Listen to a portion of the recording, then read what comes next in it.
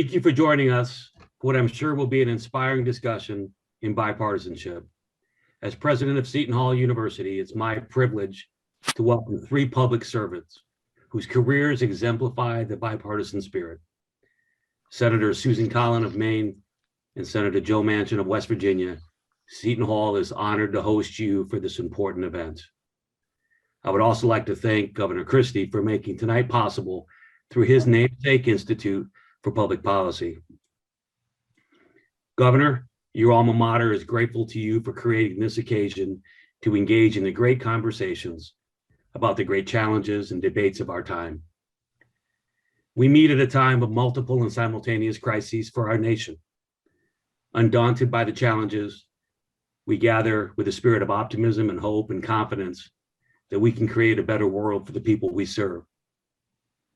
Today, both higher education and government are subject to similar criticisms. Both are meant to help individuals build better lives for themselves and their families and their country. Yet many people would argue that both are hopelessly broken. Our university and the political luminaries we welcome tonight are living proof that that is not the case. Since 1856, Seton Hall University has shown remarkable resilience in the face of adversity. It has delivered on its Catholic educational mission through economic depressions, political and social upheaval, and prior pandemics. Yet this generation is facing all of these simultaneously. Then as now, we could not have advanced the Seton Hall without putting the needs of our entire university community before individual agendas. That approach has allowed us to climb higher among America's best universities and sustains us in this liminal moment for higher education in our nation. Likewise, Senator Collins and Senator Manchin and Governor Christie remind us that reaching across the aisle is not a relic of the past, but a pathway to progress. Whether you concur with their positions or not, most would agree that each has been willing to seek collaboration and consensus to solve the pressing issues of our time. And I'm eager for them to enlighten us on the state and the future of bipartisanship and civility in our government. So again, welcome to this important discussion, and thank you for joining us. President Nair, thank you very much. Thank you for the partnership that Seton Hall University and the Seton Hall University School of Law has with the Christie Institute for Public Policy. It is my alma mater, Seton Hall University School of Law. I'm a proud 1987 graduate of the law school and proud that we were able to create this institute in conjunction with the university to bring the important discussions of bipartisanship and how we move our country forward in a way where all voices are heard and respected. And that's why tonight we are just honored to have two people who exemplify letting all voices be heard and respected and trying to come up with solutions to those problems. We have with us Senator Susan Collins of Maine. She is the senior Republican senator from Maine, and she is the first ever Republican woman to win 5 terms to the United States Senate after her historic reelection this past November in 2020. She was first elected in 1996, and she is the most senior Republican woman in the United States Senate. One thing that I thought was extraordinary in looking at her record, Senator Collins has never missed a vote in 24 years in office. In June of 19, she cast her 7,000th consecutive vote. She holds the longest perfect voting record in the history of the United States Senate. She shows up for work and makes sure that the work gets done. And she's a Phi Beta Kappa graduate of St. Lawrence University and someone who has been a long and strong voice for reaching across the aisle for bipartisan cooperation. Senator Collins, it's wonderful to have you here tonight. Thank you for being with us. Thank you, Governor. And we are joined by United States Senator Joe Manchin, who is the senior senator from West Virginia, a Democrat. He incredibly left the governorship of West Virginia in 2010 to fill the seat vacated by the late Senator Robert Byrd. He's now serves as the chairman of the Senate Energy and Natural Resources Committee. And as I said, he served for 6 years as the governor of West Virginia. Prior to that, as the Secretary of State of West Virginia. Prior to that, as a state legislator. And also served in another capacity as a scholarship athlete in the state of West Virginia as well.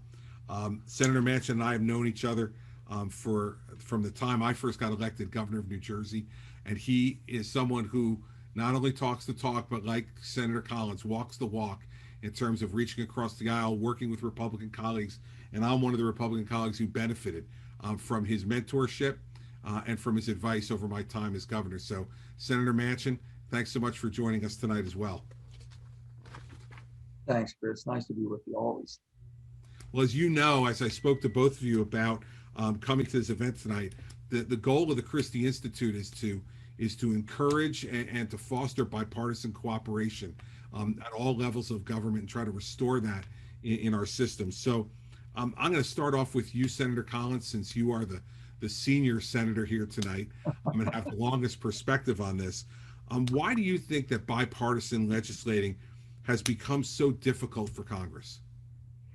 Well, first, let me thank you and Seton Hall for hosting us tonight. I really appreciate it. It's an honor to be here with you, Governor, and also with my dear friend and colleague, Joe Manchin. So I think there are 4 factors. First, our country has become far more polarized. And in many ways, Washington reflects the country. You can say, is it the country that reflects Washington or Washington that reflects the country? But there's no doubt that our country has become more divided. Sociologists tell us that we're more likely to live with people and in neighborhoods that think the way we think, and that there is less diversity of thought. So that's one factor. Second is the fragmentation of the news of the sources and a 24-hour news cycle that really values conflict. When I was growing up, we all listened to Walter Cronkite, and there was an agreed upon set of facts. We might disagree on the solution to problems, but we didn't question the basic facts. Now you can look at various news shows or networks or radio shows that will reinforce what you already think.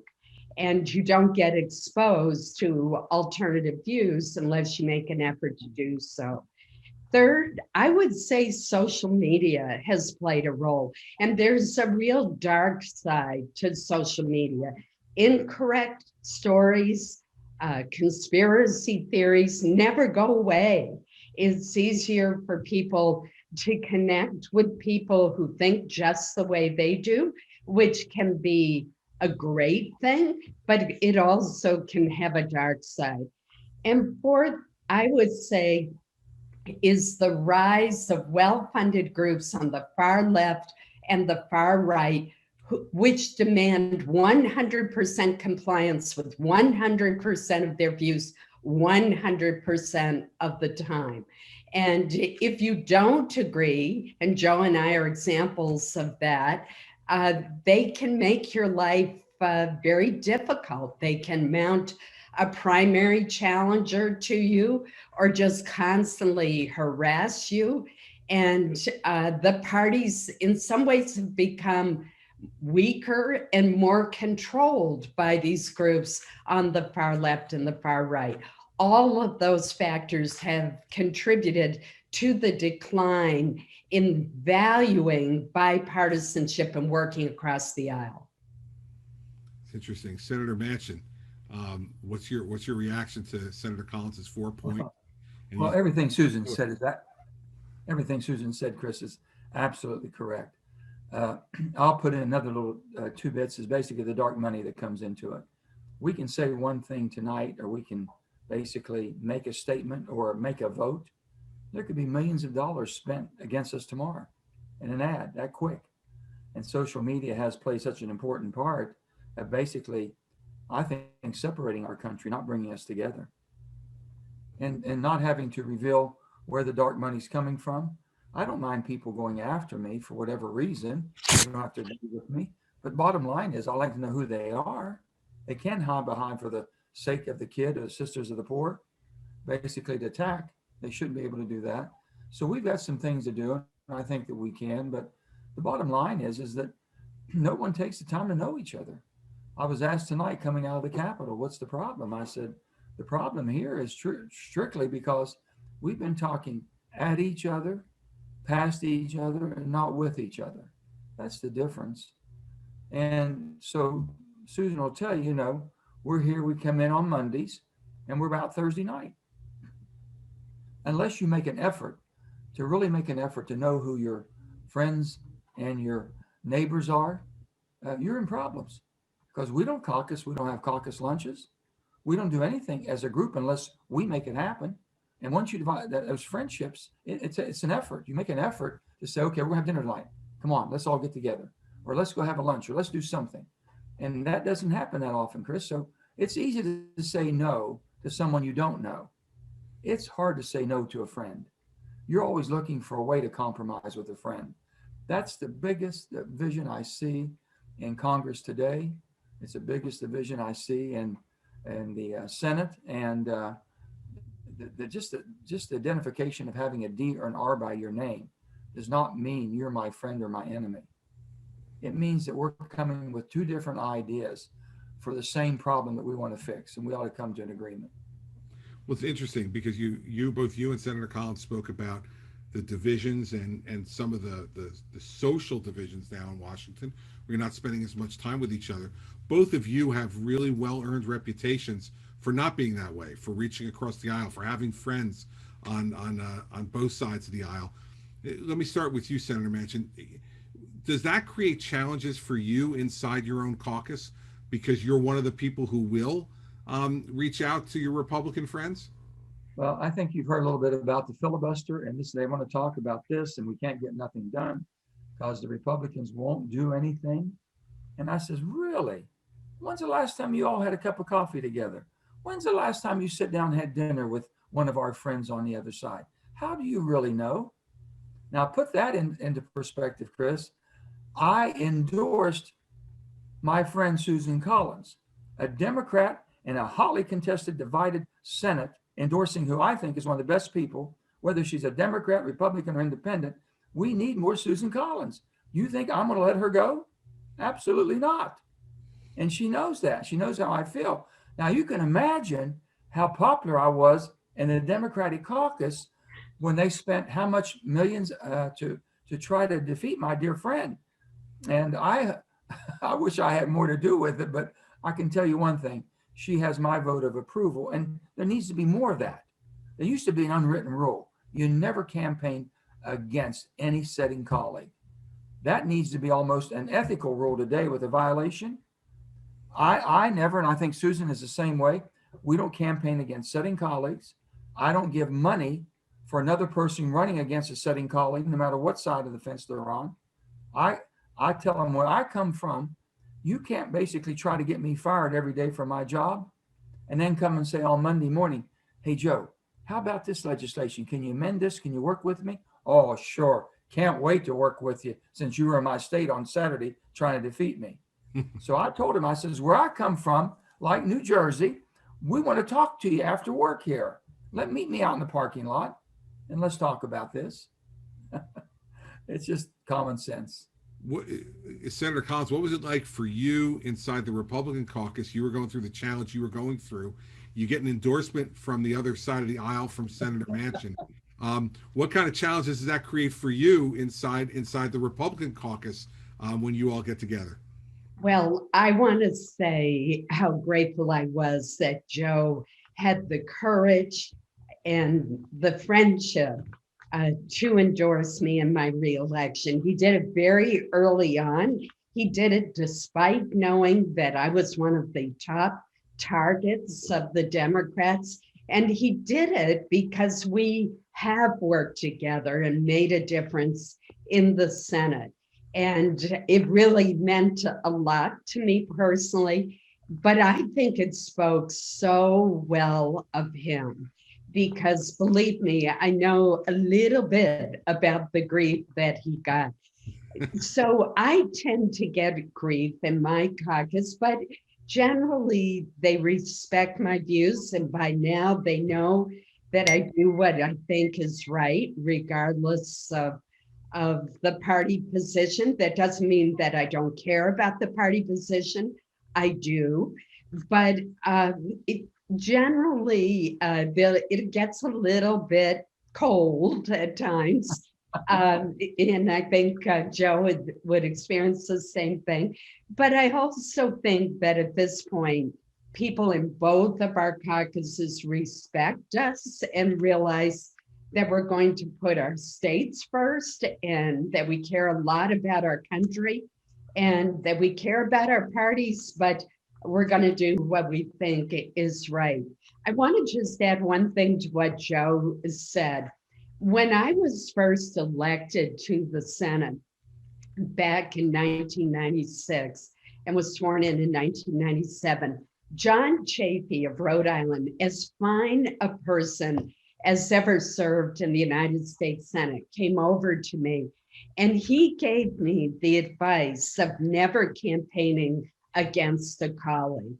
And in all of my 24 years in the Senate, I have never campaigned against a colleague and gone into their state.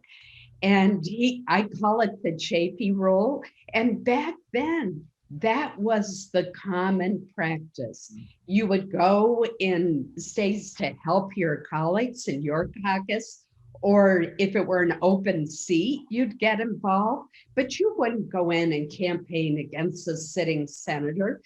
As John Chafee said to me, the Senate's too small a place. There are only 100 of us and we have to work together. I followed that advice and I think it served me well. Well, it's interesting, and to have both of you come at that, but from different perspectives. You getting it from Senator Chafee, and Senator Manchin getting it from where he's come from in West Virginia and what the ethic is there about what to do. Now, I'm going to ask you this, Senator Collins, because Senator Manchin brought it up. He brought up the filibuster, which everybody asked him about it. So I want to ask you about it. You've been here since 1996. The filibuster has evolved in that period of time. What do you think of it, and what role do you think that plays in trying to make sure there's bipartisan cooperation, or is it something that's obstructionist, or is it both? The filibuster is essential to the workings of the Senate. First of all, it means that major legislation, major policy changes are not going to be enacted, generally speaking, on a party line vote. You have to use an obscure procedure called reconciliation to do that, but generally it takes 60 votes. And that means that there's going to be more bipartisan cooperation. Second, and I think this is so important, it protects the rights of the minority party. Today, we're 50-50. In 2 years from now, who knows which party will be in charge? 2 years before right now, when the Republicans were in charge, there was a lot of pressure on us, including from President Trump, to do away with the legislative filibuster because he wanted to get his agenda through, even if it were on a party line vote. And to his credit, Mitch McConnell, who was then the leader of the Senate, resisted that pressure. It's very short-sighted to change a fundamental rule of the Senate because you might be in the majority one day, but you may be in the minority the next day. And believe me, you will rue the day that you do away with the legislative filibuster. Senator Manchin, one of the things that when I was preparing for tonight, I wanted to go back and look at Supreme Court appointments. And one of the things that I had forgotten was that Ruth Bader Ginsburg, who's probably considered one of the liberal lions of the past 100 years on the Supreme Court, was confirmed 96-3 when she was nominated by President Clinton to the Supreme Court. Do you ever think there's going to be a day again when we see a Supreme Court justice of either the right or the left confirmed by a vote like that? And if not, why not? You would hope so, Chris, but it doesn't look like in this atmosphere that it will happen, especially on the Supreme Court. But we've heard people talking about we should expand the Supreme Court or change the numbers. You know, where would it stop? I think it would end up there'd be more Supreme Court justices than there would senators trying to get the advantage. But the bottom line is that, you know, if you find a person that's qualified and the qualifications, and there's nothing in their record, in their resume that shows anything that would disqualify them of any type of an activity that would not be holding upon the office they're seeking, then it's pretty much, it's hard unless you play the politics of it. You know, the last vote that we had on the last Supreme Court Justice Barrett, I told her I voted for her when she was circuit. I thought she was very qualified and very good. I couldn't vote for her because of the time element. That was the only reason. But she was very understanding. I was very direct and very sympathetic because, you know, the party alignment did not prevent me. It's just that someone's got to say, wait a minute now, we can't shove this. When this all happened in 2013, I want you to know how it came to mind. I went to Harry Reid. I said, Harry, as a former governor, he was upset because at that time, Barack Obama couldn't get his appointments, his secretaries in place, having a hard time. And he was upset about the judges. Now, the difference is you and I both know, and Susan knows, that with the appointments to your secretaries, I consider that will and pleasure. The reason it's will and pleasure, the person I bring in and ask you to confirm as a senator, a person that I want in my cabinet, I've been very discretionary about that. So it might be somebody I don't philosophically agree with, but that's your person. If that person messes up, you'll pay the price. There's an election in 4 years. It comes and goes. Okay? And I says, Harry, if you're going to do anything, go talk to Mitch and say, Mitch, listen, can't we at least change the rule to a 51 vote threshold for will and pleasure? I think Democrats and Republicans would have agreed that makes sense. But I says, Harry, don't do the judges. That's a lifetime appointment. Please don't do the judges. Well, he did the judges. Now, what Susan said, you'll rue the day. Guess what? We talked Harry out of not doing the Supreme Court judges at that time. And guess what? As soon as Mitch McConnell I knew he would do that. But he stopped there, thank God. And I think that's where we are. But I can't tell you, only thing I can tell you, I have not given up on the human spirit. There's more good in people than not. There's more people that want to agree if you work with them and respect them rather than talking down and denouncing them, thinking they're already taking a negative position. And we just don't do enough. So before they come with me about blowing the place up, I want to see you have a dinner together. I want to see you spend a little time with each other. Then come talk to me. That's good to hear. So I'll go back to you, Senator Manchin, on this one. We've been looking kind of a little bit backwards. Let's look forwards. As you look at the agenda facing the country and the challenges facing the country, what issues do you think that the Senate could find some bipartisan common ground on as we move forward here now into this first full year of the Biden presidency? You're going to find this hard to believe. And I haven't talked to Susan about this. A little bit we've talked, but not in detail. I believe everything. I believe basically voting rights. We should protect voting rights. We should basically make sure that the voting rights of every American has the right to vote with common sense, and also respect the state's responsibility for the voting rights and protecting every American. We can come to agreement. Just don't throw all the social agenda inside of a voting and call it for the people. We for the people.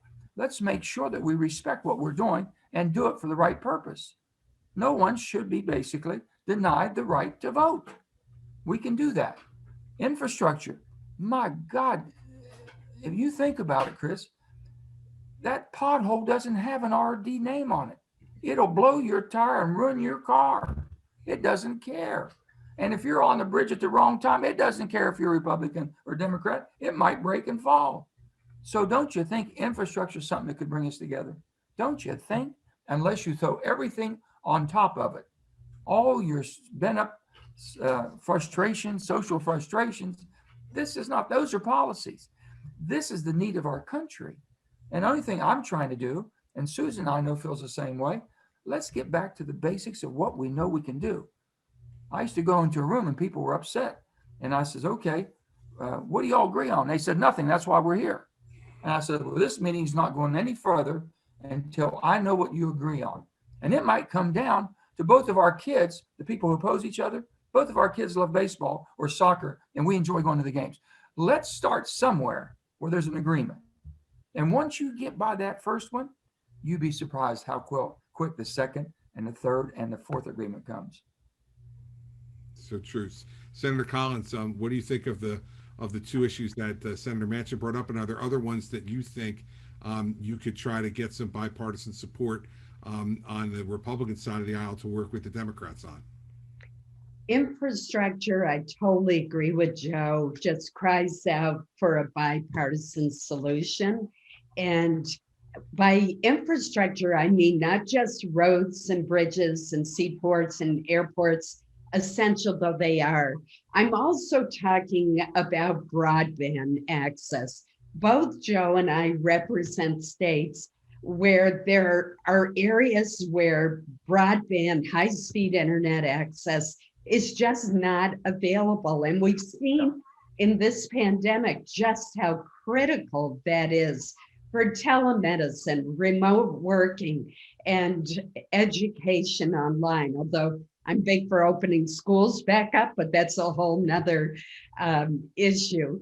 But we need to eliminate the disparity between rural America and more urban America when it comes to broadband. So I see broadband as an essential part of our infrastructure package, and I think we could put one together. The problem is that it looks like the White House, as Joe has said, wants to throw in a whole lot of other issues that have nothing to do with our physical infrastructure.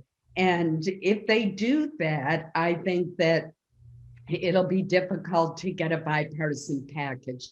There's another area that I think cries out for bipartisan reform, and that has to do with the cost of prescription drugs. Now, I know I'm talking to New Jersey here, so let me quickly say that I recognize the absolutely critical job that our pharmaceutical companies do. They save lives, they spend billions of dollars in research and development, and you've only to look at the vaccines that were developed in record time to see that their efforts save lives. Nonetheless, we have seen examples, particularly when it comes to certain drugs that are called biologics that are extremely expensive, where there have been efforts by some companies to block the competition. And I think we need to reform our patent laws so that when patents expire, they truly expire. And you can't erect a patent thicket of new patents just to prevent more affordable biosimilars, which are the generics for biologics, from coming to the market. There's one in particular for rheumatoid arthritis that is available in Europe right now and will not be available for 2 more years in the United States because the manufacturer has erected all these patent thickets. So that's an area. Another example of an abuse is called pay for delay. That's when the brand name manufacturer pays the generic not to bring the more affordable drug to the market. I think those are simply wrong. What the infamous Martin Shkreli did in buying off-patent drugs that served a small patient population, and then just because he could, increasing the cost by literally 2,000%. So that's an area where I think we can come together and find the right balance so that we don't stifle innovation, but we do make prescription drugs more affordable. Senator, to both you and Senator Manchin, the last event we had, which was pre-COVID, back in January of 2020, we were fortunate enough in person to have former Secretary of State Henry Kissinger.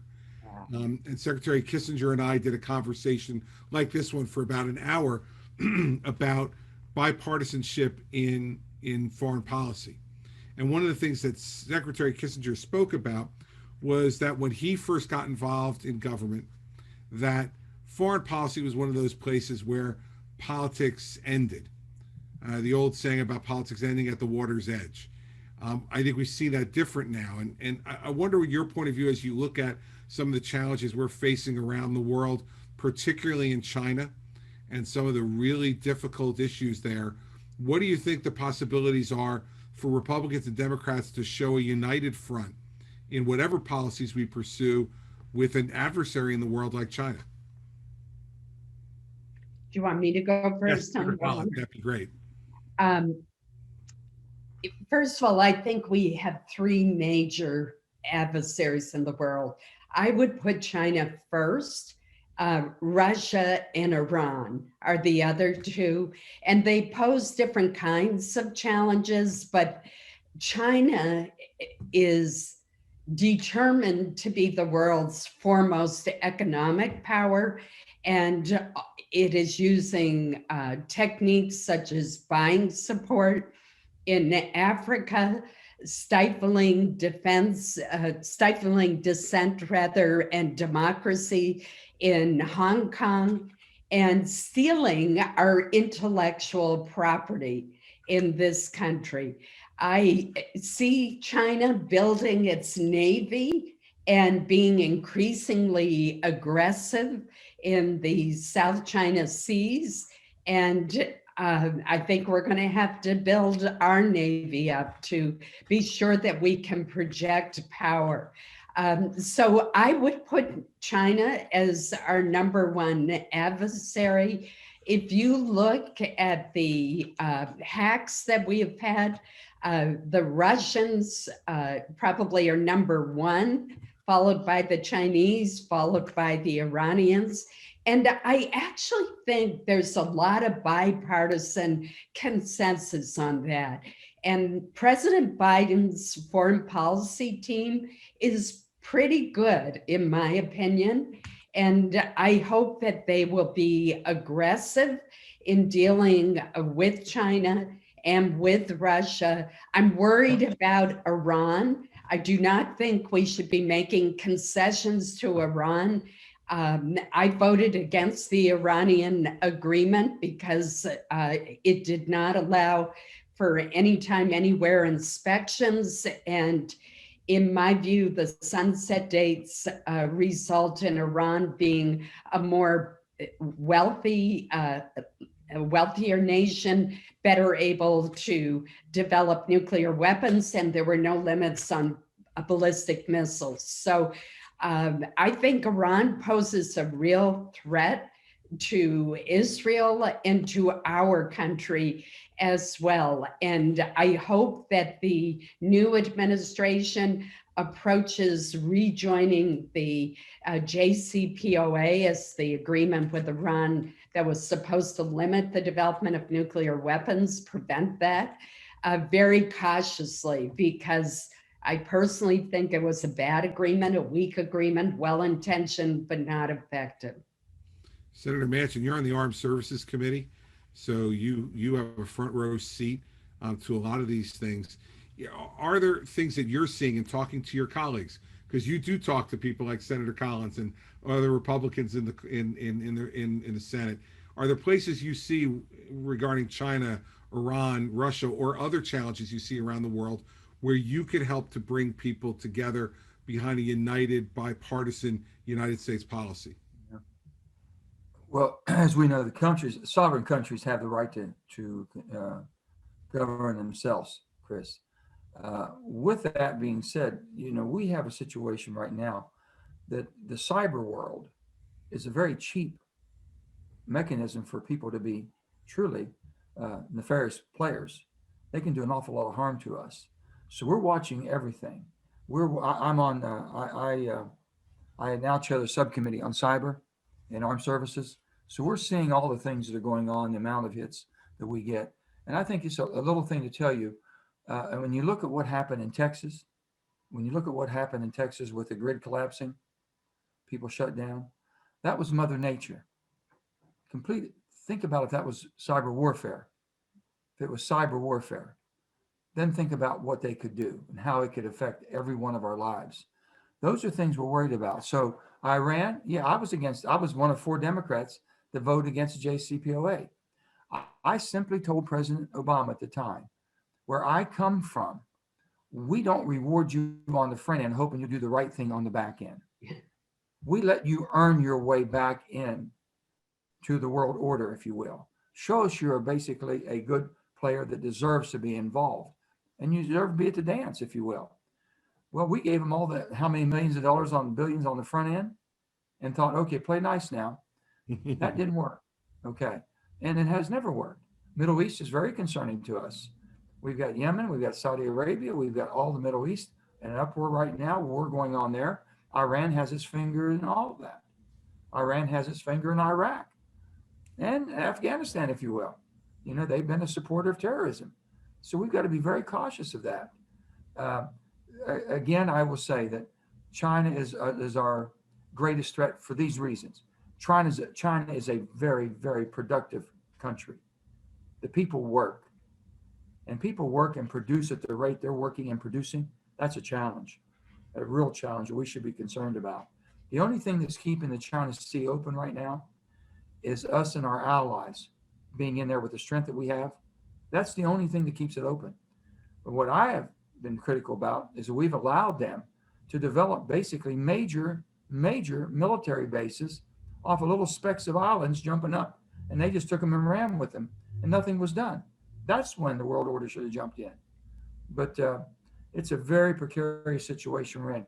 I will say, I'll go as far as this to say, everything I just mentioned about all the challenges we have around the world, the challenge we have at home is homegrown terrorism. You've got to unite this country. You can't let bills such as the voting rights bill become partisan. If you do, you've got a serious, serious problem on your hands that'll divide this country even further. That's why I'm so concerned. I know that's why Susan's concerned. We have to find the middle ground to whatever we do in protecting the people's rights to vote. It has to be overwhelmingly bipartisan. So the things that we can't come to agreement, put it to the side. We'll take that on another day. What we can, let's do it. Let's do it together. We've got to start showing some civility here and some bipartisanship if we want this country to heal. I never, ever in my life, Chris, thought I would see the day, or I would even be present at the place where I saw my form of government being attacked at the seat of government in Washington, D.C. by my fellow citizens. I never imagined that could ever happen in my lifetime. And it did. Susan and I were there when it happened. Now you tell me that we better not clean up our act. That's so a lot of my decisions from January the 6th and my entrenchment into bipartisanship, my entrenchment into the filibuster, protecting the rules of the Senate, protecting the minority participation is more hardened because of that. Well, Senator, it's amazing. You anticipated my next question as you were talking about that. I wanted to ask both you and Senator Collins about your experience on January 6th and how that's, formed your opinion as you went through this new Congress with a new presidency and a new era. I think you started to answer it, but I want to go back to you to see if you have more to add to that, because obviously for all of us, you and Senator Collins were there. I was sitting at home watching it on TV and commenting on television. It was a horrifying day for our country. And someone who was there and now has the responsibility to serve in this new Congress in the aftermath of that, how has that changed your point of view, if it has, and what kind of conversations are going on amongst you and your colleagues to try to acknowledge what happened that day and try to build from it? Let me tell you very quickly, that was the first time, and Susan will be able to give it from her perspective. My perspective was, I've been in a chamber in the state of West Virginia when we had a lot of people, demonstrators, and they had to close the big doors, locked us in. So I never thought of anything. I've been through this, so I'm there, and all of a sudden they close the doors and says, okay, we've had a breach. I don't know what a breach does that mean. There's demonstrators inside now. I've been through that before. I'm okay. So I thought things were going on. Ted Cruz was speaking at that time. James Langford got up and spoke next. And we're sitting there, and all of a sudden the SWAT team runs in and says, "You guys are out of here." And boom, away we go. Down the hallway and out we go to a safe place. But it was hard to find. Our safe place is different than where they took us because of COVID. You know, anyway, we get down where we are. We had no idea of the gravity of what was happening until we saw the monitors in the room we were in, as I recall. And I'm thinking, oh my God, I can't believe this. I cannot believe what I'm seeing on TV. And it's right outside where the door we were in, probably not far from us. So anyway, we watched that for a while. Then I went over and I spoke to all of those, my Republican colleagues who, you know, were opposing, and some of my dear friends. I said, come on, we're better than this. Enough's enough. We never thought this would ever happen. And I will say, to their credit, most of them changed their position when we went back. So we're all in that room, and Susan, I'm not sure if you and I were there together or what, but someone said, well, can't we just continue to have our meetings here in this room? And it went through me like a knife. I said, hell no. I said, they're not running us out of our Capitol. They're not running us out of our meeting in our chamber. They're not going to do that. So I said, we got to go back up there and finish our business. Everybody, I think, to a T, said the same. So, but it wasn't until much later when we got up there. Now we go back across the house to the house side as they're voting. And sure enough, a couple of, you know who, our friends, stood up and still protested after what they just saw was instigated, was beyond my belief. I'm saying, how did we become so divided and so driven by the political quest that we've gotten to this point? I can't. I still have a hard time trying to rationalize that. I really have a hard time. Susan probably has another take and a better take than I did, but it went through me like a knife. Senator? Well, let me just add a little more detail and color perhaps to what Joe just described. I knew that something was wrong when the vice president was whisked out of the chamber.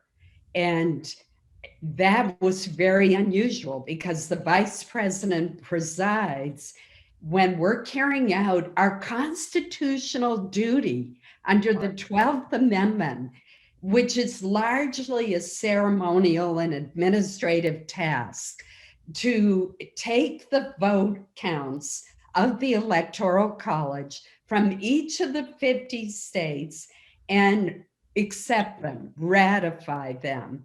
So we're in the midst of that procedure. There's been a challenge over on the House side where we had gone first for a joint session. We've come back. The vice president is presiding over the debate over the challenge. Then he's whisked away. That was my first sign that something was deeply wrong, because I knew the vice president would never leave his post for this constitutional process unless something was seriously wrong. Then our two leaders are taken out by security. Both Senator McConnell and Senator Schumer are removed from the chamber.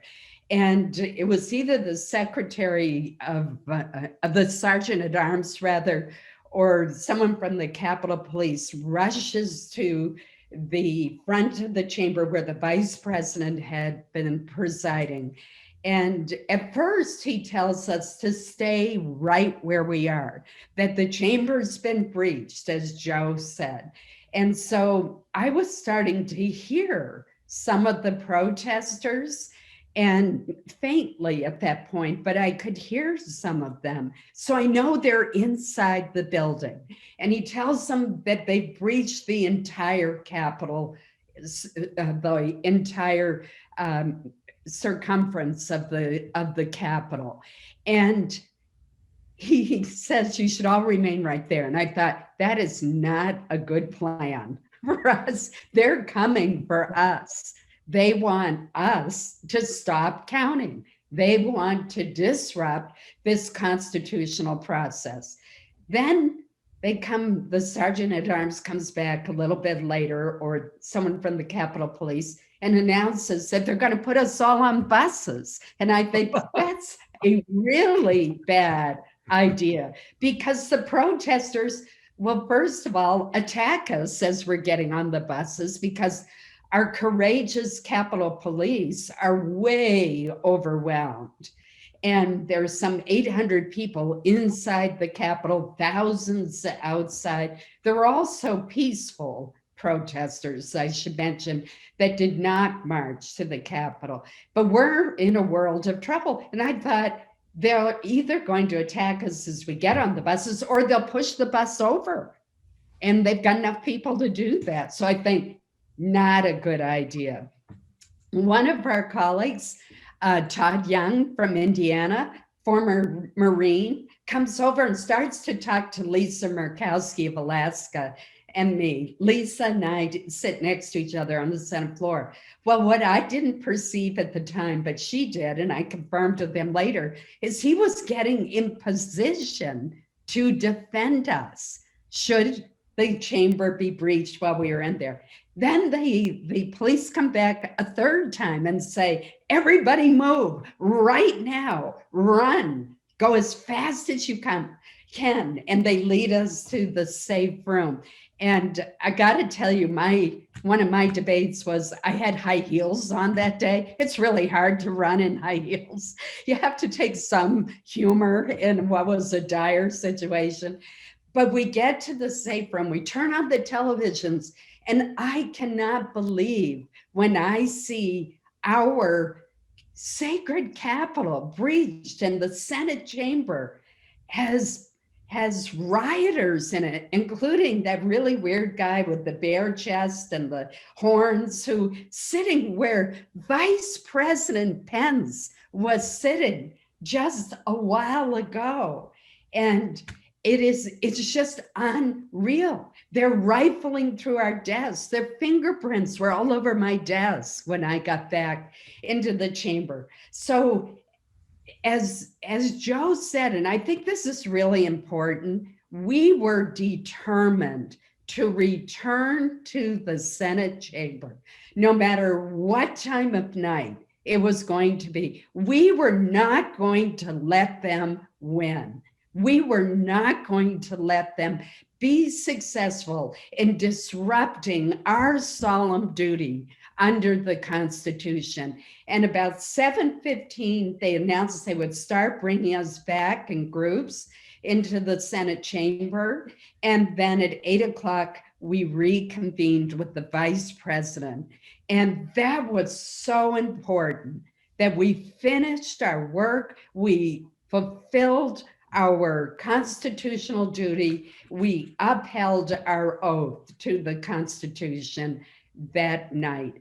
And it went to the wee hours of the morning, but that was so important. It was harrowing for all of us to watch. I can only imagine how it was, not only with the threat and the danger, but the confusion that you talk about makes it even crazier to have to be in that kind of circumstance. And I do think both of you are right, that the idea that you got back on the Senate floor and got that done that night. To me, I said on TV that Sunday, it doesn't show the weakness of our democracy, what happened. It shows the resilience of it. That the men and women who were elected to represent us were not scared away from doing their job. Exactly. Stood up and they did what they needed to do, and they did it right where they were supposed to. Chris, that went on to about 4 o'clock in the morning, 4:30. Yeah, absolutely. And I think Mike Pence, gotta give Mike Pence credit. He hung right in there and stayed right there and did his job. it showed the resilience of our democracy, and the fact that the majority of the people in this country, overwhelming majority of people in this country, want us to continue to conduct that part of our democracy in the way that it was conducted by both of you and the others that you served with, who stood up and did the right thing. I am struck by something that I know there's been bipartisan attempts over time by President Bush, 43, and by President Obama over the course of the last 2 or 3 decades, they've tried to do it in a bipartisan way on the issue of immigration. And now we have this very difficult situation at the border. where lots of young children are now, trying to come here.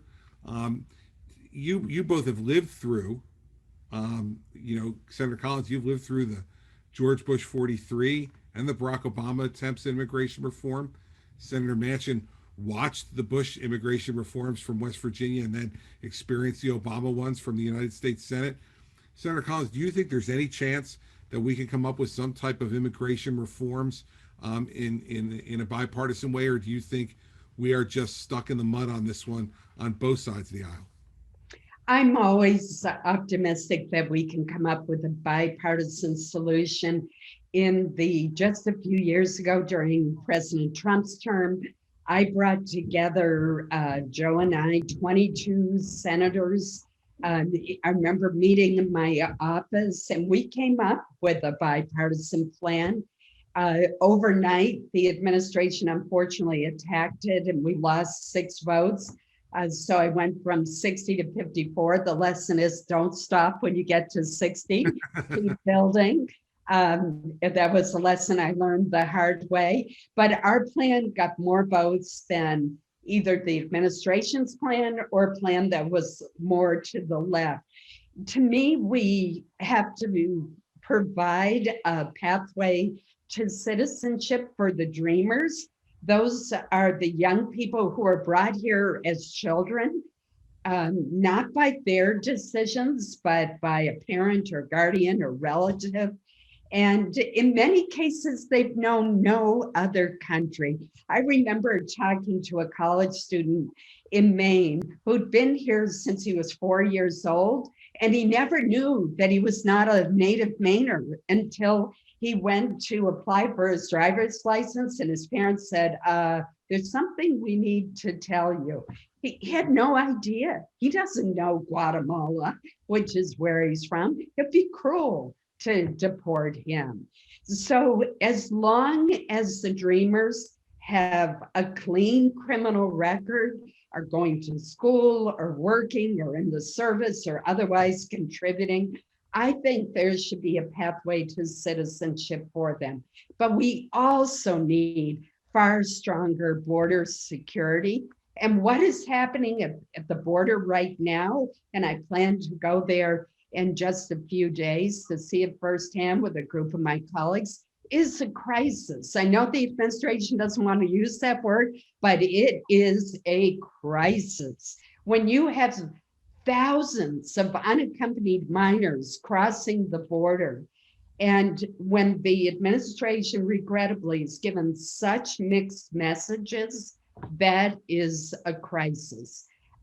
So I think we could pair the pathway to citizenship for the dreamers with stronger border security, reinstating some of the policies from the previous administration. And I think that combination could produce a bipartisan package. I certainly hope so. It's long overdue. Senator Manchin, I know you've been very involved in this as well. What's the view from where you sit? Chris, in 2013, we had what they called the Gang of Eight. There was 4 Democrats, 4 Republicans. Had a good piece of legislation, I thought. And it basically gave people a pathway to citizenship. They might have been here 20 or 30 years and been here illegally, but they've worked, paid taxes, they've been involved. And as Susan was saying about the dreamers, those children never knew how, they don't know any other home but here. And there were some different things that were done in that piece of legislation, which I thought worked. It basically said you got in line, the back of the line, not the front. Might be 10 to 13 years. So you would get in, you had to learn English and you had to pay taxes, you had to work. And you got in line and you didn't jump ahead of anybody that's trying to come through the proper way. Your children might be accelerated for a 3-year program to where if they've gone to college for 2 years or gone to the military. And the only thing I said to that, if they had gone to college and got an associate degree or some degree in 2 years, or if they had an honorable discharge, showing that they were worthy of being in our country, and it makes it easy to go back and explain to people saying, why are you doing this? I said, those children made more of an effort to be an American than your children have. They were born here. So we were just trying to put everything in rationale, if you would. So we went down that path, and guess what? No one could become a United States citizen until we secured the border. And that was Democrat and Republicans. Remember that, Susan? I do. We had to secure border before they could be a citizen. We were that determined. If we were that determined 7 years ago, can't we be that determined now to get something done? It's time.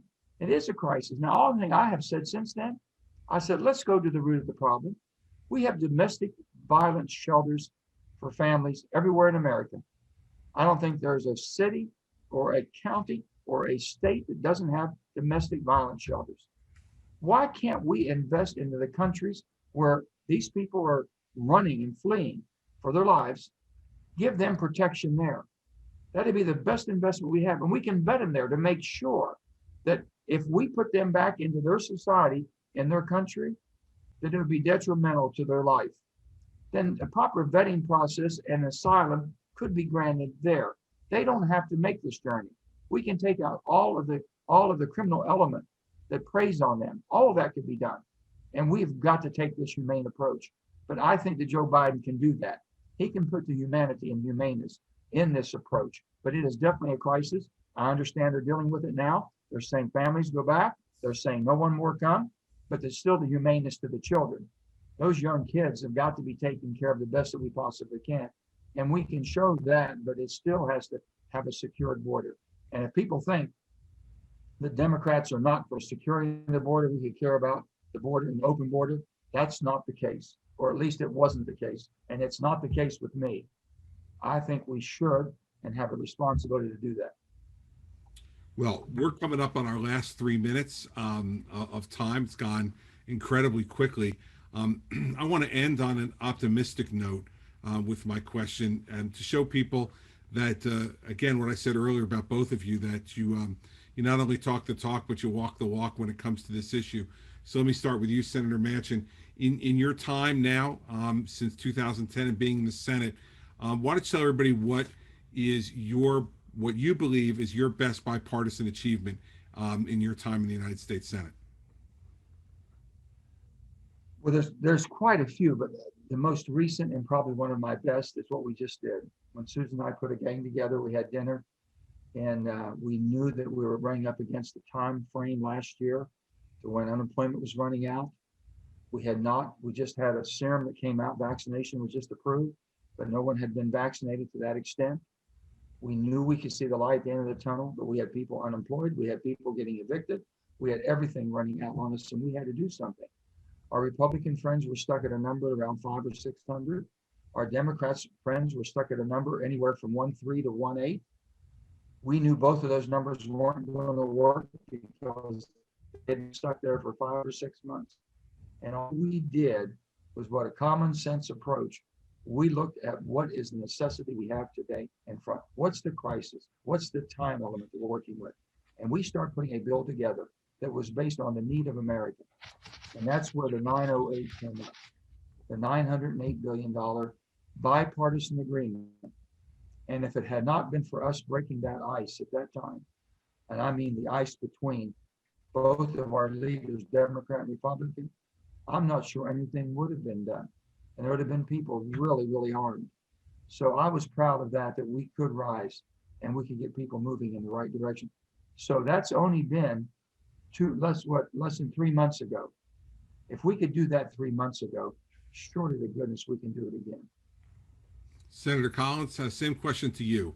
Now, this is going back now to 1996.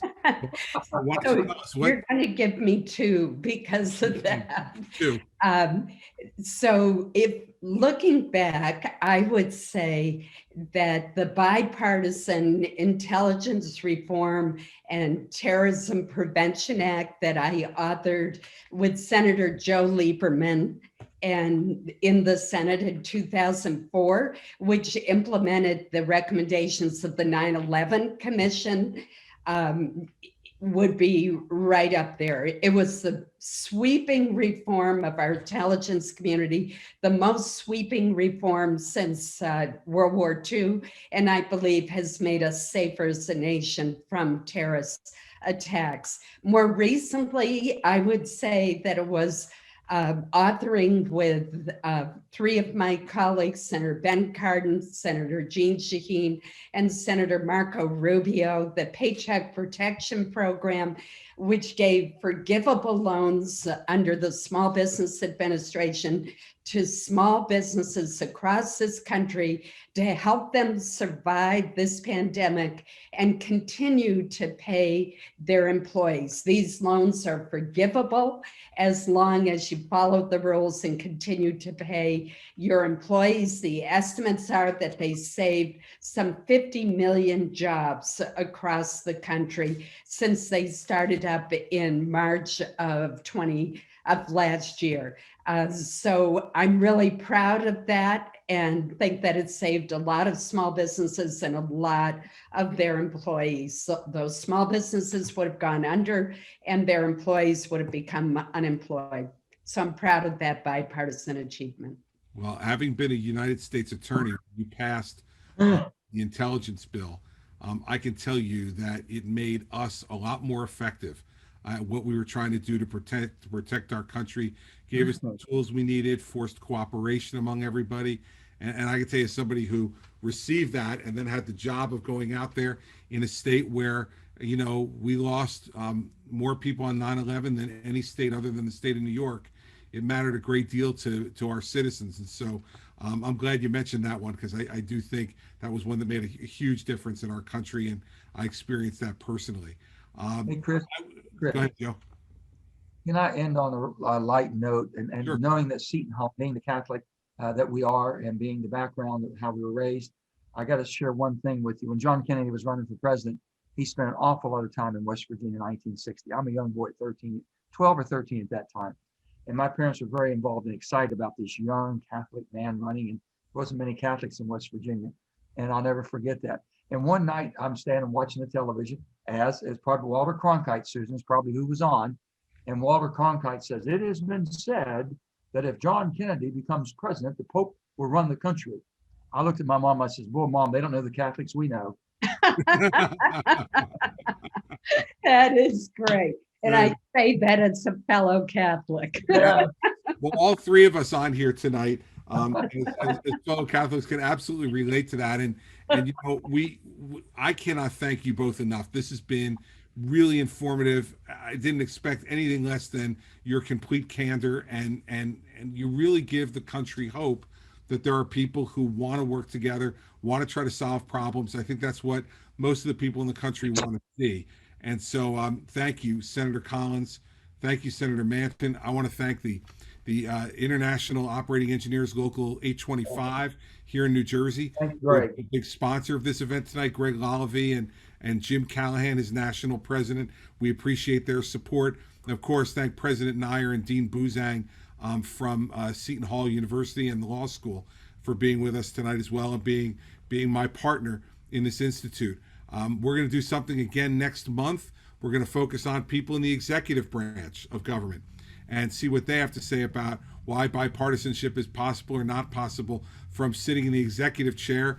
That's a place where Joe and I both sat as well. And we know that the view is a little different from the executive chair than it is from the legislative chair sometimes. So it'll be great to have them. But I can't thank the two of you enough. You're great friends and extraordinary Americans. And I really so much appreciate you participating tonight. We had over 500 people on this Zoom call tonight listening to all of you, and I really appreciate your willingness to do it. Thank you so Thank much. you, my friend. Great honor. Thank you. We appreciate it. Thank you Thank both. all of you, and go Seton Hall. There you go. Thank you. Bye-bye. Thank you.